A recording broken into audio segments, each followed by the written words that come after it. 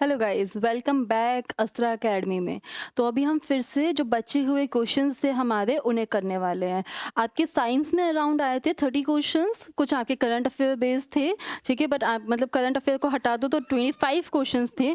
तो कल हमने 15 करे थे, आज हम बचे हुए 15 क्वेश्चंस करने वाले हैं, ठीक है बच्चे। चलो, पहला क्वेश्चन क्या है आज का वो डिस्कस करते हैं। तो पहला क्वेश्चन है, मिथेनॉल इज टॉक्सिक बिकॉज। देखो, अब तक हम लोग क्या पढ़ते आ रहे थे, इथेनॉल इथेनॉल इथेनॉल पे क्वेश्चन आता था, उसके कार्बन डाइऑक्साइड गैस पे क्वेश्चन आ जाता था, कई बार रेस्पिरेटरी सिस्टम बेस्ड इथेनॉल पे क्वेश्चन आ जाता था, या ईस्ट बेस्ड इथेनॉल क्वेश्चन आ जाता था। इस बार क्या आया, मिथेनॉल आया है, राइट, ठीक है। पहला ऑप्शन है methanol coagulates the protoplasm, okay. Second option है methanol gets oxidise to methanol in liver which coagulates the protoplasm, ठीक है। Methanol gets oxidise to acidic acid in the liver and which coagulates the protoplasm. And last है आपका methanol gets oxidise to carbon monoxide in liver which coagulates the protoplasm. अगर simple भी पता हो तो ना तो ये एसिटिक एसिड में कन्वर्ट होगा और ना ही ये कार्बन मोनोऑक्साइड में कन्वर्ट होगा, और डायरेक्टली कोगुलेट ये कर नहीं सकता प्रोटोप्लाज्म को, ठीक है। तो होता क्या है, मिथेनॉल लीवर में जाता है, मिथेनॉल में कन्वर्ट होता है, और वहाँ से जो आपके सेल्स हैं उनको क्या कर देता है, कोगुलेट कर देता है, सेल के प्रोटोप्लाज्म को बेसिकली। तो आंसर आपका ऑप्शन बी करेक्ट है। उसके बाद क्या होता है, सीएनएस पे अटैक होता है, आपके ब्रेन डैमेज हो जाते हैं, ब्रेन सेल्स डैमेज हो जाते हैं, आपको ब्लाइंडनेस हो जाती है, क्लियरली विजिबल नहीं होता, और हमारा सिस्टम कोलैप्स हो जाता है। सो विद इन कुछ आपके 24 to 36 आवर्स में बहुत बुरी हालत हो जाती है, देन अल्टीमेटली डेथ हो जाती है, ठीक है। चलो, तो इसका आंसर क्या है आपका, सही आंसर सही है इसका आपका ऑप्शन बी, ठीक है। चलो, नेक्स्ट क्वेश्चन, विनेगर इज, इतना सिंपल क्वेश्चन है, हमने पढ़ा था एसिड बेस एंड सॉल्ट्स पढ़ा था, एसिड पे हमने पढ़ा था विनेगर कहाँ पाया जाता है, ठीक है। विनेगर इज फाउंड, अगर इतना पता होता तो आप आसानी से कर लेते, वैसे बहुत इजी क्वेश्चन है एंड आई नो आप सब सही करके आए होंगे। चलो, तो इसका ऑप्शन देखते हैं। 5 to 8% solution of acetic acid, ठीक है, carbonic acid, ethanol in water and propanoic acid. बच्चे, इसका आंसर सही क्या है, आंसर सही है एसिटिक एसिड। विनेगर में क्या पाया जाता है, एसिटिक एसिड पाया जाता है, ठीक है। तो इसका आंसर है ऑप्शन ए, एसिटिक एसिड। कार्बोनिक एसिड कहाँ पाया जाता है, कार्बोनेटेड ड्रिंक्स में। It's a mineral acid, carbonic आपका मिनरल एसिड है, पाया कहाँ जा रहा है, कार्बोनेटेड ड्रिंक्स, यानी कि जो आप सॉफ्ट ड्रिंक्स पीते हो, ठीक है, सॉफ्ट ड्रिंक्स, सोडा, इन सब में पाया जाता है। तो ये पाया जा रहा है कार्बोनेटेड ड्रिंक्स में। जो फिजीनेस होती है वो इसके वजह से ही होती है। और बात करें प्रोपोनोइक एसिड की, तो ये कहाँ पाया जाता है बच्चे, एक तो ये हमारे स्वेट ग्लैंड्स में पाया जाता है, ठीक है। उसके अलावा कहाँ पाया जाता है, हमारे गैस्ट्रो इंटेस्टाइनल ट्रैक में पाया जाता है। इसको अलग से बनाया भी जाता है। तो बनाया कैसे जाता है, जो आपका शुगर यानी ग्लूकोज होता है, ग्लूकोज को फर्मेंट किया जाता है with the help of propanoic bacteria, उसकी वजह से भी एसिड बनाया जाता है। हमारा जो बॉडी ऑर्डर है, हमारी खुद की एक स्मेल होती है ना, वो किसकी वजह से होती है, वो भी प्रोपोनोइक की वजह से होती है। सो बेसिकली इसका करेक्ट आंसर क्या है, option A, 5 to 8% solution of acetic acid in water. कहीं कहीं पे 8 को 18% भी दिया हुआ है, इफ यू आर गूगलिंग तो वहां पे 18% भी दिया हुआ है, ठीक है। चलो, which of the following is known as cetane. थोड़ी देर पहले क्या पढ़ा था हमने, पिछले वाले लेक्चर में क्या पढ़ा था, क्या पढ़ा था, ऑक्टेन के बारे में पढ़ा था, ठीक है। यहाँ पे सिटेन के बारे में पढ़ रहे हैं। वहां पे जो साइकिल पढ़ी थी हमने, क्या, alkane, alkene, alkynes, cyclohexane, aromatic compounds, ठीक है, वो इस सीक्वेंसिंग में चलती है। और जब हम बात करते हैं सिटेन की या डीजल की, तो बिल्कुल अपोजिट हो जाती है। वो साइक्लिक डिपेंड करती है किसके ऊपर, नॉकिंग ऑफ द इंजन। अभी नॉकिंग ऑफ द इंजन क्या है, यानी जो इंजन साउंड करता है उस पर डिपेंड करती है। हम लोग क्या बोलते हैं जब पेट्रोल लेने जाते हैं, इसका ऑक्टेन नंबर चेक करना क्या है, ठीक है, 0 से 100 के बीच में होता है। वो हम आपको लेक्चर में पढ़ाएंगे, जब मैं कल क्लास लूंगी इसकी, तो ये सारे टॉपिक्स इंक्लूड करूंगी, इन डेप्थ पढ़ाऊंगी, तो वहाँ पे पढ़ाऊंगी, ठीक है। अब बात करा गया कि सिटेन एक्चुअली क्या है, तो सिटेन बच्चे वो सारे कंपाउंड होते हैं जिनका आपका नेचर कैसा होता है, hexa, C6, sorry C7 type compounds जो होते हैं उनको हम लोग बोलते हैं। तो हेक्साडेकेन, सॉरी C6 माय मिस्टेक, हेक्साडेकेन यहाँ पे पाया जा रहा है, ठीक है। तो अगर हम देखें सिटेन क्या है, सिटेन इज अ हेक्साडेकेन, इसका करेक्ट आंसर है, ठीक है, option A hexadecane is your correct answer. Cetane किसके पर्सपेक्टिव में पढ़ते हैं हम लोग बच्चे, ये हम लोग पढ़ते हैं डीजल के पर्सपेक्टिव में, और हम लोग ऑक्टेन किसके पर्सपेक्टिव में पढ़ रहे थे, पेट्रोल के पर्सपेक्टिव में। और यहाँ पे दोनों किस लिए वैरी करते हैं, क्योंकि यह इंपॉर्टेंट है for the perspective of knocking of engine, ठीक है। चलो आगे चले। Which of the following is not a ferromagnetic material? Cobalt, iron, silver और फेरिक क्लोराइड। फेरोमैग्नेटिक का मतलब क्या होता है, जो मैग्नेटिक फील्ड से बाहर रहे या जिसे मैग्नेटिक फील्ड अट्रैक्ट ना कर सके, ठीक है। तो यहाँ पे कौन सा है जिस जो इसके बाद मैग्नेटिक फील्ड काम नहीं करेगी, कोबाल्ट अट्रैक्ट हो जाता है, आयरन सबसे पहले होता है, और नीचे भी फेरिक क्लोराइड ही गिवन है, फेरिक मतलब आयरन तो होता है। तो आंसर करेक्ट क्या है, सिल्वर, गोल्ड और प्लैटिनम आपके मैग्नेटिज्म से बहुत दूर है, नहीं अट्रैक्ट करेंगे, वहाँ पे दूर दूर तक कोई रिश्ता नहीं है। तो ऑप्शन कौन सा सही है, option C silver is the correct answer, ठीक है। चलो question, on a day when I am in a hurry to go to office, I have a fixed quantity of rice which was just cooked and kept in a bowl. ठीक है? In order to cool it quickly, which one of the following is the best option? Options की बात करते हैं बच्चे, options कौन कौन से हैं इसके? Option A है let it keep in on the table in a room where there is no fan. कोई फैन नहीं है, नो एयर कंडीशनर। पहला ऑप्शन, क्या इस कंडीशन में जल्दी ठंडा हो जाएगा? देखते हैं, पहले बाकी ऑप्शन पढ़ते हैं उसके बाद ही समझते हैं। Late it kept in a room with AC set at a temperature around 23 degree Celsius and a ceiling fan operating at a low speed. AC भी है, सीलिंग फैन भी है। AC का टेम्परेचर 23 डिग्री सेल्सियस सेट कर रखा है और ceiling आपका स्लोली चल रहा है, ठीक है। Option C, let it kept in a bowl of water at room temperature and operating a ceiling fan at full speed, यानी कि हमने उसे पानी में रख दिया है और साथ ही साथ पंखा भी चल रहा है, ठीक है। And let it kept in a bowl of water at a room temperature only, सिर्फ नॉर्मल बाउल में रख दो। तो इसका आंसर कौन सा सही होगा बच्चे, इसका आंसर आपका सही होगा ऑप्शन सी। क्यों होगा, देखो आपने हीट ऑफ जो आपकी राइस है गर्म है, पानी में रख दिया, तो यहाँ से जो हीट है वो आपकी ट्रांसफर होगी वाटर में वाया कंडक्शन से जल्दी ट्रांसफर होगी ना, एयर से तो जल्दी नहीं होगी, कहाँ होगी, सॉलिड फॉर्म में होगी, लिक्विड में होगी, देन एयर में, तो कंडक्शन के थ्रू होगी। सेकंड, ऊपर से इवेपोरेशन हो रहा है, ऊपर वाली लेयर यहाँ से ऐसे ठंडी हो रही है, नीचे वाली लेयर आपकी कंडक्शन के थ्रू ठंडी हो रही है, तो सबसे जल्दी कहाँ होगा, ऑप्शन सी, बॉल को पानी में रख दो और साथ ही साथ फैन ऑन कर दो, इवेपोरेशन होगा। Evaporation is an endothermic reaction, endothermic reaction है, तो वहाँ से आपकी जो हीट है वो कम होगी और नीचे कंडक्शन के थ्रू जो आपके राइस में हीट है वो वाटर एब्जॉर्ब करेगा। तो correct answer is your option C. चलो, the causal organism of dengue fever is a mosquito-borne virus, which belongs to which one among the following categories?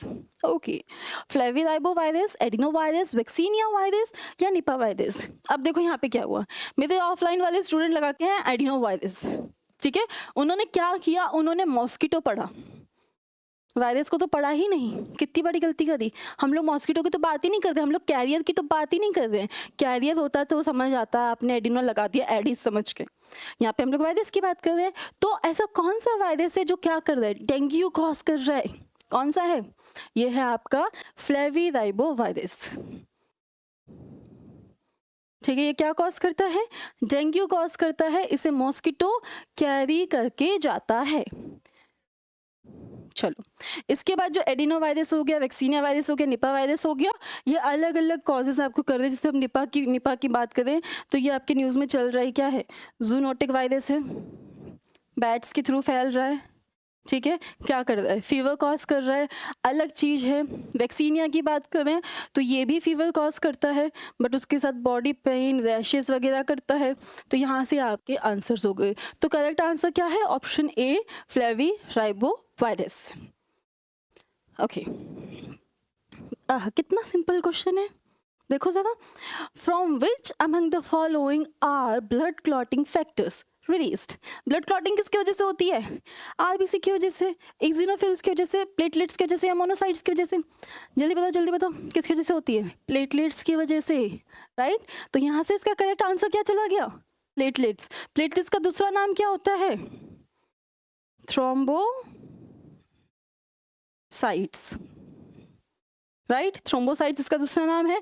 RBC, RBC का काम क्या है, आरबीसी क्या करता है, ट्रांसपोर्टेशन करता है,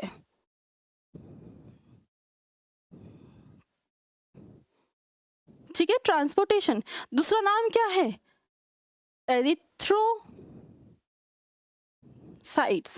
अब भैया ये इजिनोफिल्स और मोनोसाइट्स कहाँ से आए हैं, किसके पार्ट्स हैं, डब्ल्यूबीसी के पार्ट्स हैं, ल्यूकोसाइट्स के पार्ट्स हैं, किसके, डब्ल्यूबीसी के। तो डब्ल्यूबीसी को हम लोग, यानी ल्यूकोसाइट को हम लोग दो पार्ट्स में डिवाइड करते हैं, एक वो जिसके पास ग्रैन्युलेटेड स्ट्रक्चर है, ठीक है, तो ग्रैन्युलेटेड, और दूसरे वो जिनके पास नहीं है, अग्रैन्युलेटेड। ओके, जब हम ग्रैन्युलेटेड की बात करते हैं तो इसमें तीन आते हैं, यूजिनोफिल, बेसोफिल, इजोफिल, ठीक है। और जब हम बात करते हैं अग्रैन्युलेटेड की तो इसमें दो आते हैं आपके, मोनोसाइट्स और लिम्फोसाइट्स, ठीक है। तो ये यहाँ पे जो वर्ड्स दिए हुए हैं आपके वो क्या हैं, ये दोनों डब्ल्यूबीसी के पार्ट्स हैं। और डब्ल्यूबीसी का कोई काम नहीं है ब्लड क्लॉटिंग में, तो डब्ल्यूबीसी किस में काम करता है, these are phagocytic in nature, यानी कि फॉरेन मटेरियल को पकड़ना और मार देना, ठीक है। चलो आगे चलते हैं। पल्स, ये ना PYQ बेस्ड क्वेश्चन है, लास्ट टाइम भी आया था। वेंट्रिकुलर कॉन्ट्रैक्शन, वेंट्रिकुलर रिलैक्सेशन, सिर्फ वही है, class 10th, circulatory system, last में एक टेबल बना रखी है बीपी वाली, ब्लड प्रेशर नापने का क्या होता है, सिस्टोल्स एंड डायस्टोल, उस पर बेस्ड क्वेश्चन है, बहुत सिंपल क्वेश्चन है, जरा इसको डिस्कस करते हैं। Pulse is felt due to the rhythmic contraction and relaxation of, किसका रिदमिक कॉन्ट्रैक्शन और रिलैक्सेशन होता है, जिसके वजह से पल्स, पल्स की बात होती है, नापते हो ना, जिंदा है या मर गया उसके हिसाब से। Chambers of the heart, walls present in the veins, iota and main arteries, walls of the heart. पहली बात तो पल्स हम लोग यहाँ से चेक नहीं करेंगे, यहाँ पे कुछ भी आपका कॉन्ट्रैक्शन रिलैक्सेशन नहीं हो रहा है। एक आपके क्या हो जाते हैं, ऑरिकल्स होते हैं, वेंट्रिकल्स होते हैं। वेंट्रिकल्स किससे कनेक्ट होते हैं, आर्टरी से कनेक्ट होते हैं। वेंट्रिकल्स ब्लड फेंकते हैं, पंप करते हैं, कहाँ, आर्टरीज में। आर्टरीज में प्रेशर लगता है, कहाँ लग रहा है, आर्टरीज में। तो पल्स भी कहाँ चेक होती है, आर्टरी में। डॉक्टर को टाइम लगता है ना आपकी नर्व्स ढूंढने में, टाइम लग जाता है, क्यों, क्योंकि आर्टरीज डीप सीटेड होती हैं, वेन्स उठी हुई होती हैं, सुपरफिशियल होती हैं, ठीक है। तो इसका आंसर क्या होगा, aorta and main arteries. Option C is your correct answer, aorta and main arteries, ठीक है। चैम्बर्स ऑफ द हार्ट, अगर हाँ यहाँ पे हम लोग बात कर रहे होते आपके वेंट्रिकल्स की तो हमें बात भी समझ आती, जैसे लास्ट टाइम हमने देखा था वेंट्रिकल कॉन्ट्रैक्शन और वेंट्रिकुलर रिलैक्सेशन, यानी कि सिस्टोल एंड डायस्टोल देखा था, वो वहाँ से था। इस बार हमने आर्टरीज पे बात कर रही है, ठीक है। चलो ओके, बड़ा सिंपल क्वेश्चन है, फालतू में बहुत लंबा सा दे रखा है, एक वर्ड पकड़ना है। वर्ड क्या है, जो लिक्विड पोर्शन होता है around the yolk turns solid and turbid white. This happens due to the thermal denaturation. किसका thermal denaturation होगा, एग के वाइट वाले पार्ट में क्या प्रेजेंट होता है, क्या प्रेजेंट होता है, प्रोटीन प्रेजेंट होता है। तो डिनेचुरेशन किसका होगा, ऑब्वियसली प्रोटीन का ही होगा, राइट। तो इसका आंसर हो गया ऑप्शन बी, प्रोटीन। और इसी वजह से, डिनेचुरेशन की वजह से, जो प्रोटीन है या जो लिक्विड सब्सटेंस था वो कैसा हो जाता है, इलास्टिक हो जाता है, ठीक है, चलो। Which one of the following has the highest ionic character? इसमें सबसे highest ionic character कौन सा है? K2S. K2S is your correct answer. चलो। Which one of the following correctly describes the principle of the working of the atomic clock? इसमें से कौन सा आपके atomic clock की clear working बता रहा है, ये हम भी पता करना है, ठीक है। Vibration of small quartz crystal, क्या ये सही है? Principle किस पे काम कर रहा है, हमें ये बताना है। Simple harmonic motion of the atom inside the crystal, resonant frequency in cesium और rubidium atom, या फिर excitation and de-excitation of hydrogen atom। अब बच्चे देखो यहाँ पे क्या हमें principle बताना है कि principle जो है atomic clock का वो किस पे काम करता है, तो वो काम करता है रेजोनेंट फ्रीक्वेंसी पे। एक फ्रीक्वेंसी डिसाइडेड होती है जिसपे हम पता लगाते हैं कि एक सेकंड में इतनी सारी फ्रीक्वेंसीज चलेगी, और ये किस पर डिपेंड करती है, या तो हम सेजियम यूज करते हैं, रुबिडियम यूज करते हैं। तो इसका करेक्ट आंसर क्या होगा आपका? Option C, resonant frequency of caesium या फिर rubidium is your correct answer. चलो, ये क्वेश्चन 9 महीने पहले, 9 मंथ्स पहले कहीं करंट अफेयर में था। तो एक चीज़ हम देखें तो करंट अफेयर अभी तक हम सीडीएस में लास्ट टाइम तक कहाँ तक करते थे, 6 महीने के करके चले जाते थे। एटॉमिक क्लॉक वो भी आपका करंट अफेयर बेस्ड है। एक और आया हुआ है photo 51, current affair based question है आपका। इसके अलावा एक और आया हुआ है हिग्स बोसन, ठीक है, ये करंट अफेयर बेस्ड क्वेश्चन है। तो 12 महीने यानी पूरी 1 साल की करंट अफेयर आपको आगे से पढ़ के जानी है। चलो, the giant metre wave radio telescope consist of, पहली बात तो ये है क्या, ये वर्ल्ड के 6 नंबर की सबसे बड़ी टेलीस्कोप है। काम क्या है इसका, जो आपकी सेलेस्टियल बॉडीज़ हैं वहाँ से जो वेव्स आ रही हैं, ग्रेविटेशनल वेव्स आ रही हैं, उन वेव्स को पकड़ना और उसे डिटेक्ट करना, ठीक है। तो एक टाइम पे मल्टीपल बॉडीज़ लगाई गई हैं, मल्टीपल लगाई हैं, पैराबोलिक और सर्कुलर। तो हम लोगों ने यहाँ पे यूज़ किया हुआ है, डायग्राम को दिख रहा है, पैराबोलिक एंटीनास, ठीक है, मल्टीपल पैराबोलिक एंटीनास। ये आपकी जो सेलेस्टियल बॉडीज होती हैं उनसे आ रही ग्रेविटेशनल फोर्स या फोर्सेस को पता करती है, ठीक है। और वर्ल्ड में ऐसी 6 हैं, 6 नंबर पे हमारी इंडिया की ही है। चलो आगे चलते हैं। फोटो 51 जो मैं अभी थोड़ी देर पहले आपको बताई थी, photo 51 refers to an image of, भैया साइंस का क्वेश्चन है तो इसका आंसर बताओ क्या होगा आपका। क्रेटर की इमेज है, डीएनए मॉलिक्यूल है, virus responsible for covid, the virus responsible for common cold. बताओ इसका आंसर क्या होगा डियर।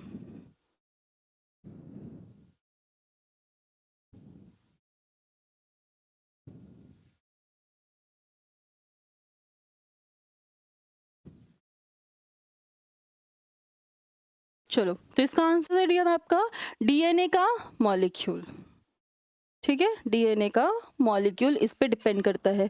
और यही एक स्ट्रक्चर था जिसके वजह से हम लोगों को डबल हेलिकल स्ट्रक्चर के बारे में पता चला, या डीएनए के 3D मॉलिक्यूल के बारे में पता चला। मतलब जो हमने फर्दर स्टडीज़ करी है वो इसी के बेसिस पे करी है, ठीक है। तो यहीं से हमें डिस्कवरी ऑफ डीएनए के बारे में इंफॉर्मेशन मिली, डिस्कवरी ऑफ डीएनए। और दूसरा आप बोल सकते हो जो हम लोग अभी डबल हेलिकल स्ट्रक्चर पढ़ते हैं वो भी हमें यहीं से हेल्प मिला करने का, ठीक है, वो भी हमें यहीं से हेल्प मिला है करने का। किसने किया था, अगर ये बात पूछी जाए कि किया किसने था, तो ये बच्चे किया था आपका रेमंड गॉसलिन ने। किसके अंडर करा था, तो ये करा था आपके रोजलिंड फ्रैंकलिन के अंडर, ठीक है। वेल इतना डिप्थ पूछेगा नहीं, शायद पूछ ले तो मैंने आपको बता दिया। आगे चलते हैं।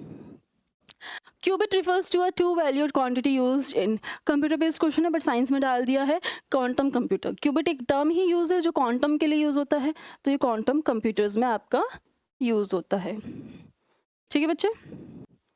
Okay, the rest mass of Higgs boson is estimated to be the close of, Higgs boson क्या है, क्या है, इट्स अ, बताओ क्या है।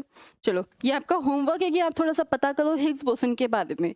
बाकी एक छोटी सी रील डालूंगी मैं इसके ऊपर, उस रील में कंप्लीटली एक्सप्लेन करूंगी हिग्स बोसन क्या है, क्यों आपके एग्जामिनेशन में ये आया है, ठीक है, उसे एक्सप्लेन करेंगी। इसका आंसर क्या है आपका, option C is your correct answer. इसके ऊपर मैं एक छोटी सी प्यारी सी रील डालूंगी एनिमेशन के साथ, वहाँ से आपको आइडिया लग जाएगा कि हिग्स बोसन क्या है, ठीक है।